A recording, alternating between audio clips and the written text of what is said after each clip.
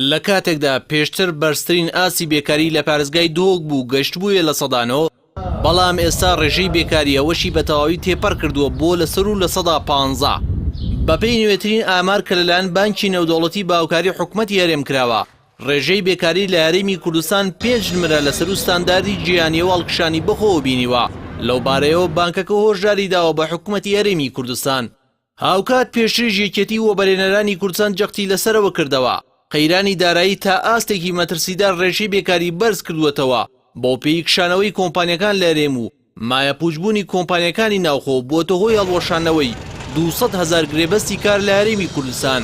ئەوەش سەرباری ئەوەی لە هەرێمدا خۆی کێشەی بێکاری بە جۆرەکانی ڕاستەقینە و ژێربەردەوە بوونی هەبووە.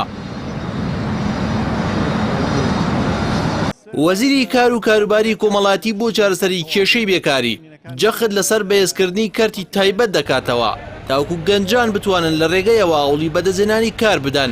وتی لە بەردەم بڕیارێکی چارنووسازدان و دەبێت کارتی تایبەت بەهێز بکەین، بەڵام بەڕای شارەزانی ئابووری ئەم دۆخی هەرێمی پێدا دەگوزارێت خراپترین ئاسی دۆخی ئابووریە، چونکە هەرێمی کوردستان لە کاتێکدا کارتی گشتی حکوومەت تووشی بنبەز هاتووە لە وەرگرتنی کارمەند، هاوکات کارتی تایبەتیش لە لێواری ڕووخان نزیک بووەتەوە، بۆیە هیچ پەناگەیەک نەماوە کاری لێ دەست بکەوێت. ئەوەش هۆکاری کەڵەکەبوونی زیاتری بێکاریە. هاوکات بە گوێرەی زانیاریەکان سیڤیکی زۆری بێکاران لە دامەزراوە حکومی و ئالیەکان پێشکەش کراون بۆی قەیرانی داراییەوە وەڵام نادرێنەوە.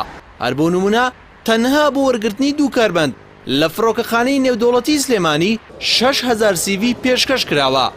دەرەنجامی ئەم دۆخە زۆر بەڕوونی ئێستا بە کۆمەڵگەی کوردیەوە دەبینرێت، بۆ پێی ئێستا زۆرینەی کێشەکان کە دەچنە لای پۆلیس و کێشەی قەرز و پارەن زۆرجاریش ڕووداوی نەخوازراوی لێ دەکەوێتەوە.